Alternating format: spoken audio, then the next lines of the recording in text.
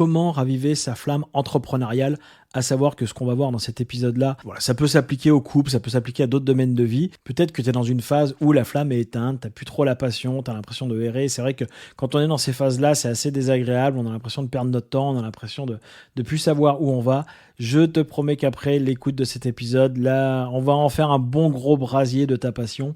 Et je te souhaite une magnifique écoute. À tout de suite. Cette saison dans la flamme. Salut à toi, je suis Julien, révélateur de zone de génie chez les 9 Sens. Après une quinzaine d'années comme consultant dans l'ingénierie du management de projet pour de grands groupes, j'ai décidé de partager mes compétences afin d'aider un maximum de personnes à révéler leur zone de génie et la mettre en scène dans leur vie. Ce podcast, c'est un rendez-vous convivial entre nous. Tu repartiras avec des astuces concrètes que j'aurais aimé apprendre bien plus tôt et un carnet d'adresses de personnes inspirantes qui sont dans leur zone de génie. Par moments, je serai seul ou avec des invités afin que tu gagnes un temps fou et que tu puisses rapidement te sentir utile et à ta place. Car ça, c'est mon kiff. Alors que tu sois en voiture, dans ta séance de sport ou sous ton plaid dans ton canapé, je te propose que nous kiffions ensemble l'épisode du jour. Très belle vie à toi! Alors, bienvenue à toi dans cet épisode où on va parler de comment rallumer cette flamme quand elle est éteinte. Ça nous arrive tous à certains moments, que ce soit dans notre couple, dans notre vie de famille, peu importe. Au fur et à mesure des accompagnements que j'ai pu faire sur le sujet, je me suis rendu compte qu'il y a des points qui reviennent assez régulièrement et qui permettent de rallumer la flamme assez facilement. Et j'avais envie de te les partager à travers 3 histoires, peut-être plus une. On verra, une petite histoire bonus si vous êtes sage. Et selon la durée de l'épisode surtout. Et je suis certain qu'après avoir entendu ces 3 histoires, il y en a au moins une, voire les 3 qui vont résonner en toi et qui vont t'aider à rallumer cette flamme qui était éteinte depuis trop longtemps. Alors, on y va. La première histoire que j'ai envie de te raconter, ce serait l'histoire de l'arbre accro à Instagram. Alors, je sais que cette métaphore, je l'utilise souvent, mais je me dis que le succès est souvent dans la répétition. Et je sais que personnellement, moi j'aime bien me la répéter aussi régulièrement pour moi-même.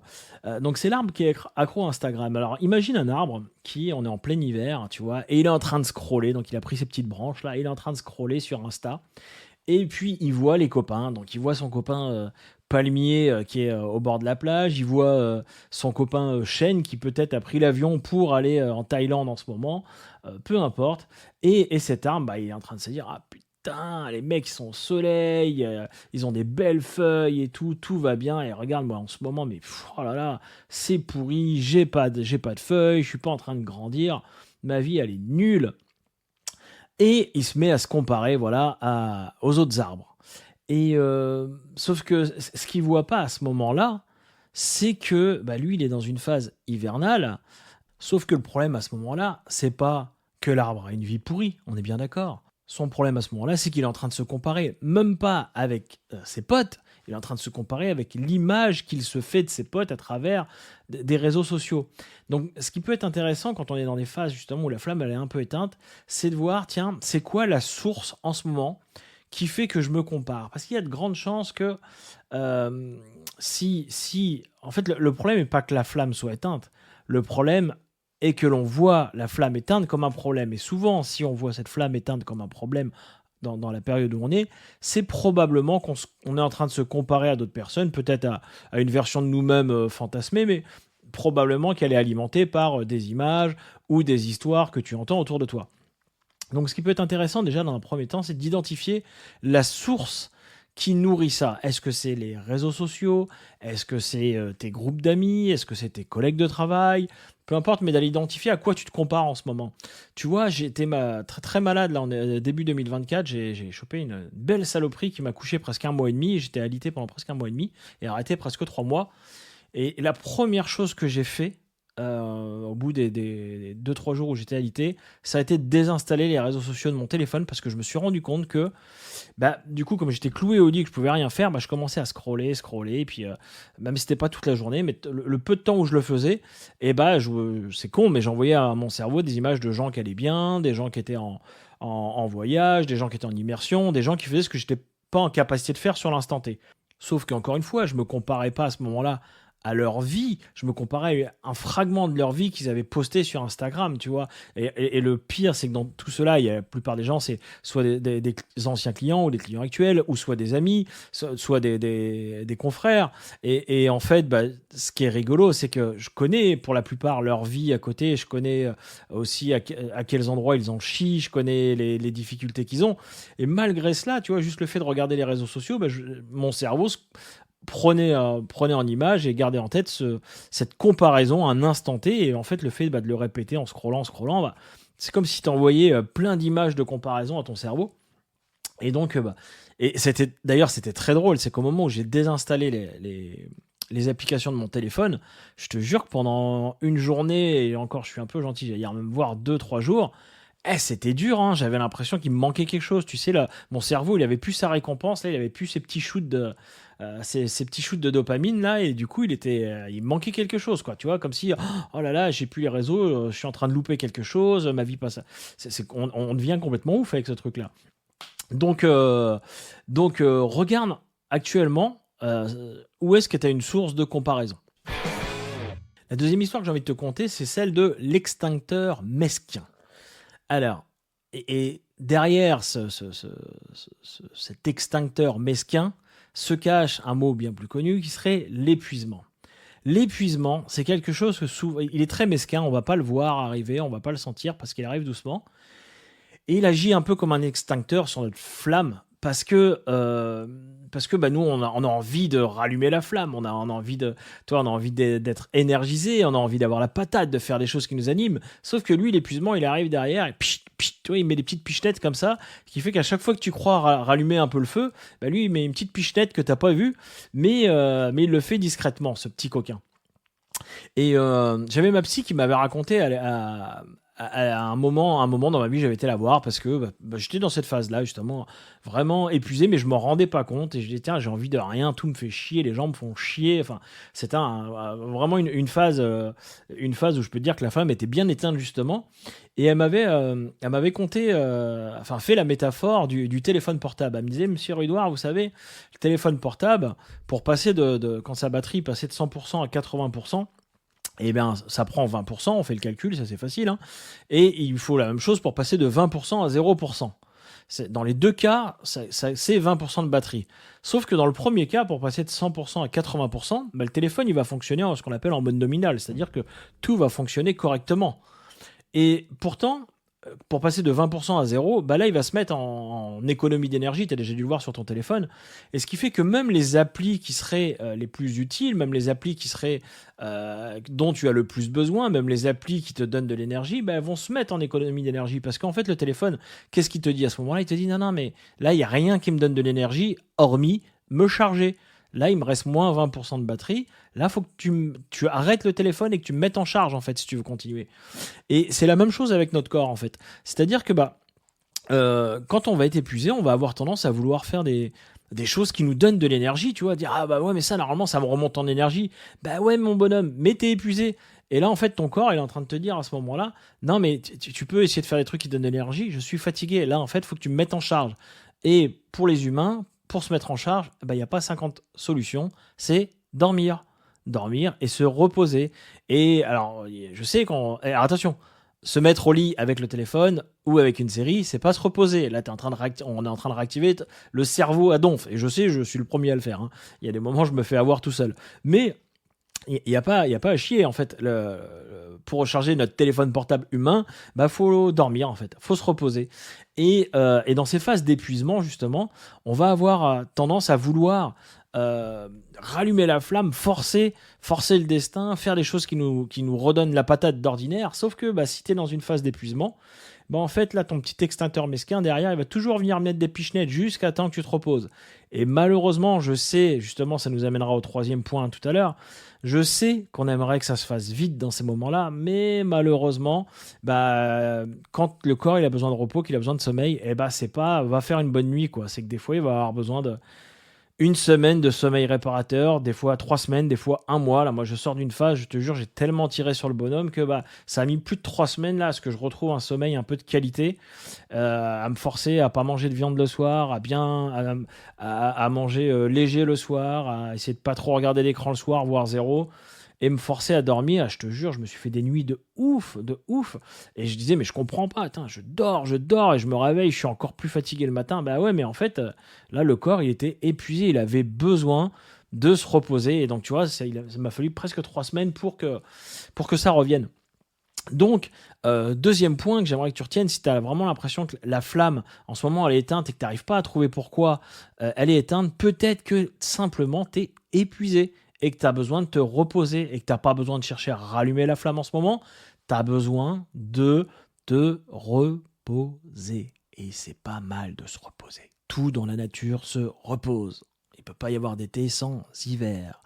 Tout dans la nature se repose. Et tu fais partie de la nature, donc tu as besoin de repos.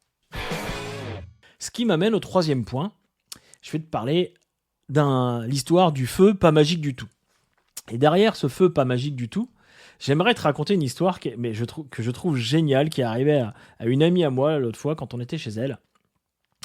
Et ce troisième point, c'est l'impatience. Derrière ce feu pas magique du tout, c'est pour ça que je te disais que ça découle assez directement du deuxième point, parce que justement quand il faut se reposer, les gens comme moi très souvent disent ouais, mais ok, mais reposer, mais combien de temps, parce que moi j'ai envie de faire des choses qui me plaisent. Ouais, mais ton corps il a envie de se reposer, donc là tu vas attendre que la flamme elle revienne, sinon il se passera rien ou ça va durer encore plus longtemps.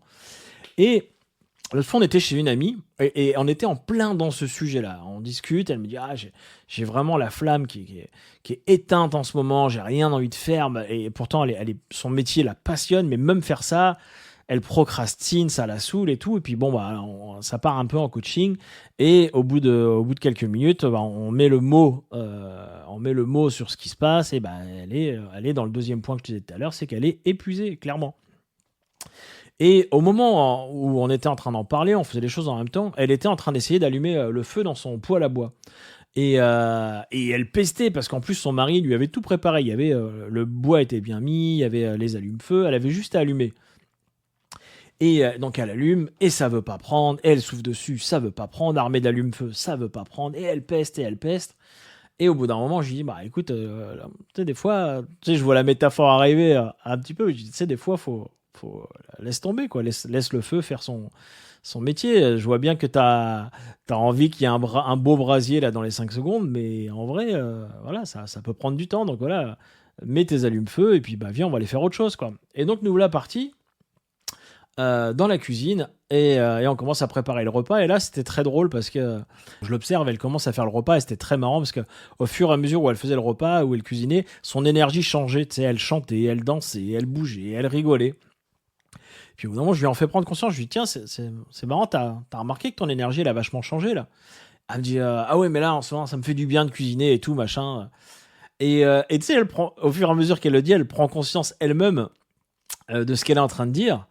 Et elle me dit, en vrai, c'est vrai qu'en ce moment, c'est ça que j'aurais besoin, quoi.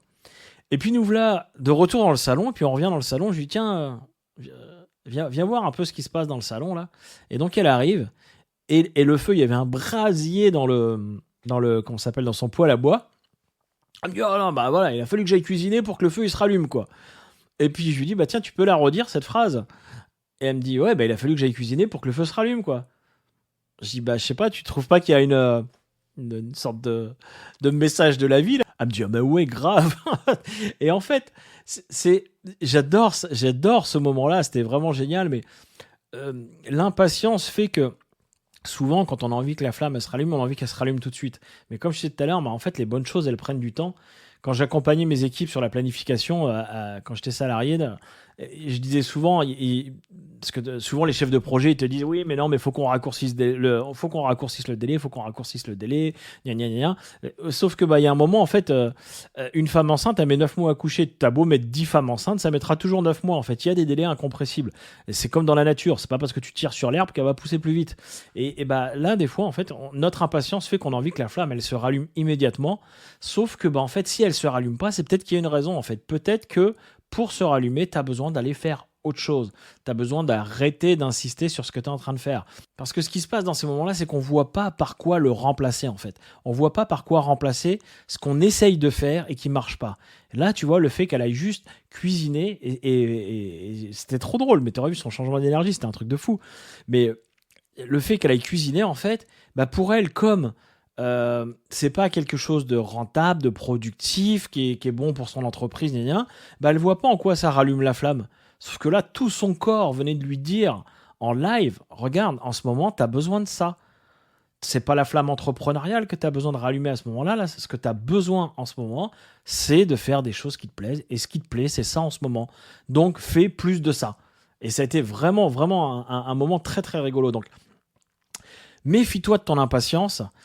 Comme dirait mon pote Antoine Redel, l'impatience fait perdre du temps. Donc, méfie-toi vraiment d'elle. Elle est très mauvaise conseillère. Et que ce que tu as besoin en ce moment, c'est peut-être pas de rallumer la flamme tout de suite, mais de faire des choses qui font que la flamme se rallumera, que tu laisses le temps à la flamme de se rallumer. Va faire des choses qui te donnent de l'énergie. Trouve par quoi remplacer ce que tu fais là en boucle et qui ne marche pas. Et très souvent, ça va être dans un autre domaine de vie. Si c'est la flamme dans ton couple qui est éteinte, peut-être qu'il faut que tu arrêtes d'insister sur ton couple, que tu ailles te remettre au sport. Si c'est la flamme, tu vois, comme elle, la flamme dans son boulot qui est éteinte, et tu vois, le fait d'aller faire des choses qui lui plaisent, marcher, cuisiner, en fait, ça libère l'esprit, c'est méditatif et ça rallume la flamme dans son boulot. Bon, je pense qu'en termes de timing, ça va le faire. Donc, je t'avais dit une histoire bonus. Cette histoire bonus, alors moi, j'adore travailler avec l'enfant intérieur et je l'ai intitulée « Le nouveau jouet de l'enfant ». J'ai entendu une fois une histoire d'un entrepreneur qui était sur un plafond. Il plafonnait à, je sais plus, à peu près 1 million de chiffre d'affaires dans sa boîte depuis un moment. Et il galérait et il a essayé plein de choses et ça marchait pas. Et cet entrepreneur a eu l'opportunité de rencontrer Richard Branson, PDG de Virgin, si je dis pas de bêtises. Richard Branson, et qui lui a dit, tu sais ce que c'est ton problème? C'est que tu rêves plus assez grand. En fait, là, tu es en train de mettre des actions pour faire du plus 25%, alors que tu aurais besoin d'actions qui font du plus de 100%. Et ça a été vraiment très très drôle parce que le fait qu'il prenne conscience de ça, il s'est rendu compte qu'il avait atteint la plupart des rêves qui étaient sur sa wishlist et tout. Il était arrivé à 1 million de chiffre d'affaires, il avait fait, voilà, il vivait dans la ville où il voulait, cela. Et on en revient à ce que je te dis souvent dans ce podcast ou même sur les articles, c'est qu'il n'y a rien de pire que d'atteindre ses objectifs. C'est ce que je disais déjà à mes équipes à l'époque. Il n'y a rien de pire que d'atteindre ses objectifs parce que souvent, quand on va atteindre nos objectifs, l'énergie va baisser, elle va descendre. Alors, attention, bien sûr que c'est cool d'atteindre ses objectifs, mais ça veut dire quoi cette phrase? Ça veut dire que si tu atteins tes objectifs, mais qu'il n'y a rien derrière, qu'il n'y a pas une vision plus grande, qu'ils ne sont pas connectés à un truc plus grand, qu'il n'y a pas un autre objectif derrière qui te motive, et en fait, dès que tu vas atteindre l'objectif que tu t'es fixé, c'est un peu le syndrome de l'astronaute, hein. Dès que tu vas atteindre l'objectif que tu t'es fixé, tu vas plus être nourri derrière. Tu vois, il m'est arrivé un truc assez rigolo là dernièrement. Ça fait un moment que j'essayais de me remettre à marcher. J'arrivais pas à marcher, tu vois. On dit qu'il faut faire 10 000 pas par jour et j'y arrivais pas, ça me boostait pas. Et j'ai essayé plein de méthodes, hein. Je me suis forcé, je me suis dit, tiens, bon, allez, t'aimes pas faire les choses seul, va le faire avec des potes, machin. Et tout. Mais au final, ça tenait pas dans le temps. Et en fait, je me suis posé, moi avec moi, et je me suis dit, ça ressemblerait à quoi cet objectif qui me fasse marrer et qui me nourrisse, qui me donne le feu et sur longtemps. Et je me suis dit, tiens, 10 000 pas par jour pendant 4-5 mois, ça représente à peu près 1 million de pas. Et je me suis dit, mon objectif n'est pas de faire 10 000 pas par jour, mon objectif là, il est de faire 1 million de pas. Et je me suis créé un petit compteur, un fichier qui suit mes pas et tout, et qui me dit, tiens, chaque jour, combien de temps j'ai fait, et quand je les ai pas fait, combien de temps il faudrait que j'aille marcher, ce qui fait que moi qui ai besoin de simplicité en ce moment, c'est tout con, mais tu vois, des fois le soir, au moment d'aller me coucher, je me dis, oh merde, tiens, putain, il restait que 20 minutes pour atteindre mon objectif aujourd'hui. Et hop, allez, je vais marcher 20 minutes, ou je vais faire un peu de sport, ou faire un petit truc, mais qui fait que je vais atteindre mes pas. Et en fait, pourquoi je te parle du nouveau jouet de l'enfant, c'est que peut-être que si ta flamme elle est éteinte, c'est peut-être parce que en fait, t'es dans un espèce de plateau, un palier, où tu te mets un objectif derrière qui est pas assez grand, qui t'éclate pas, qui rallume pas le feu.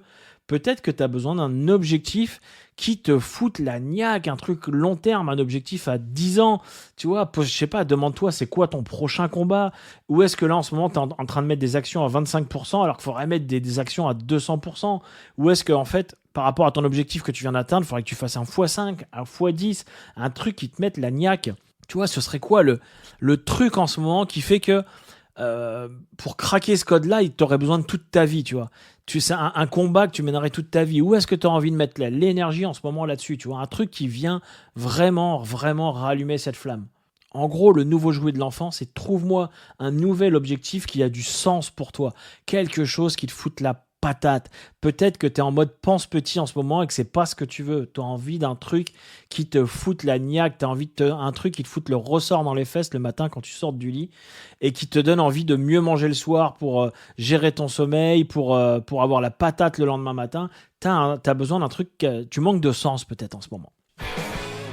Voilà, on arrive à la fin de cet épisode. Alors, je te rappelle les 4 points, si en ce moment, tu as la flamme qui est complètement éteinte et que tu n'arrives pas à la rallumer, les 4 points sur lesquels il faut que tu mettes ton focus pour regarder. Premier point, ne sois pas l'arbre accro à Instagram. Regarde à quoi tu te compares en ce moment. C'est quoi la source de comparaison? Est-ce que c'est tes collègues? Est-ce que c'est les réseaux sociaux? Est-ce que c'est un pote à toi? Mais il y a quelque chose sûrement dans lequel tu te compares et qui vient éteindre cette flamme. Deuxième point, c'est quoi l'extincteur mesquin? Qu'est-ce qui vient t'épuiser en ce moment? Et deux points sur celui-ci. Si tu es épuisé, première phase, c'est repos. Avant d'aller remettre l'énergie quelque part, va d'abord te reposer. Et deuxièmement, identifie ce qui t'épuise pour le sortir de ta vie et de l'enlever. Ou le faire autrement. Troisième point, le feu pas magique du tout. Quand on allume un feu, ça prend du temps. Donc, souvent, quand on allume le barbecue, on va faire autre chose en attendant. Là, c'est pareil. Peut-être que tu as besoin d'aller faire autre chose pour que la flamme, elle se rallume. Donc, va faire quelque chose qui te nourrit en ce moment, qui peut-être, tu as l'impression, n'a aucun lien direct, aucune conséquence directe sur le fait de rallumer la flamme, mais pourtant qui va quand même la rallumer ou qui va lui laisser le temps de se rallumer. Peut-être que c'est d'aller faire du sport, peut-être que c'est d'aller refaire des sorties entre amis, peut-être que c'est de prendre ton bouquin, de foutre dans ton hamac, peut-être que c'est de te faire une série que tu avais bien aimée à l'époque, j'en sais rien, mais va faire quelque chose qui te repose ou qui te nourrisse et qui permette à la flamme de se rallumer tranquillement. Et le dernier point, c'est quoi ton nouveau jouet dont tu as besoin en fait? Peut-être qu'en ce moment, tu essayes de rallumer une petite flamounette et alors que tu auras envie de rallumer un brasier. Peut-être que tu penses trop petit en ce moment, que ton objectif il est pas assez grand, que tu as envie de niaque, tu vois, un truc bête. Nous en ce moment on est en train de chercher où déménager et quand je regarde pour déménager en France, je vois bien que ça me fout pas le feu et quand je me dis j'ai envie de nouveaux défis, j'ai envie d'aller déménager à l'étranger en ce moment, ah ouais, ça crée plein de complexes, ça crée plein de problèmes dans le comment on appelle ça, dans la logistique avec les enfants, comment à faire, blablabla. Ouais, mais je vois bien que quand j'en parle, ça me fout le feu. Donc on est en train de regarder comment on peut faire pour peut-être déménager à l'étranger. Mais tu vois, je suis dans cette phase-là en ce moment où je pensais trop petit sur ce truc-là, et ce qui fait que je procrastinais, tu vois. Donc pour conclure, 3 choses pour rallumer la flamme. La première, si tu es dans une phase d'épuisement, on se repose d'abord, ça sert à rien d'insister, tu vas pas rallumer le feu où il va vite s'éteindre avec l'extincteur mesquin. Deuxièmement, on regarde, plutôt que de chercher à rallumer la flamme, on regarde ce qui l'éteint, ce qui l'étouffe, ce qui l'épuise. Est-ce que c'est de la comparaison? Est-ce que c'est l'épuisement? Est-ce que c'est autre chose? Troisièmement, peut-être que tu te trompes de flamme, peut-être que tu as une flamme beaucoup plus grande et d'un truc qui te mette la niaque, qui a plus de sens pour toi et qui te mette la patate. Voilà, c'est tout pour moi. C'est tout pour moi, on dirait le mec il est encore dans son stand-up, tu sais, comme je l'ai regardé hier avec un pote et du coup c'est tout pour moi. Et donc c'est tout pour moi pour cet épisode. Je te rappelle qu'en ce moment le livre Silence ça kiffe, on offre, tu ne payes que les frais de port et on offre on offre le livre, tout simplement. Je sais pas ce que j'étais en train de chercher comme mot là. On offre le livre, on te l'envoie. En plus, on te fournit le replay du séminaire Silence ça kiffe. Franchement, je faisais la réflexion à mon épouse hier, je suis choqué. Le replay, on l'offre. Il y a un contenu de malade dedans. Il y a des retours d'expérience de malade, de gens inspirants et tout. Et quand je regarde les stats, déjà, les gens à qui on l'offre, mais qui l'ouvrent même pas. Et ceux qui le regardent sur 10 minutes ou 1 heure, mais qui le regardent pas en entier, alors qu'en plus on vous a mis des exos de ouf dedans, enfin franchement, un contenu que j'aurais aimé avoir à l'époque et qui m'aurait fait gagner un temps fou, je suis choqué. Mais donc, franchement, là, pour le prix des frais de port, tu as le livre, tu as le replay du séminaire, plus un petit cadeau qu'on offre, enfin, 2 petits cadeaux, non, l'autre c'est pas un petit cadeau, c'est un gros cadeau qu'on offre en plus, surprise avec, je comprends pas. Mais c'est pas grave. Donc sur ce, je te souhaite une vie magnifique, je te dis à très vite. Si tu veux nous aider à faire connaître ce podcast, bah voilà, pense à le partager, le liker, le commenter, enfin tout ce qui fait marcher les algos et qui peut nous aider à faire connaître de plus en plus ce podcast. Je te remercie bien, je t'embrasse et je te souhaite une très belle journée. À très vite.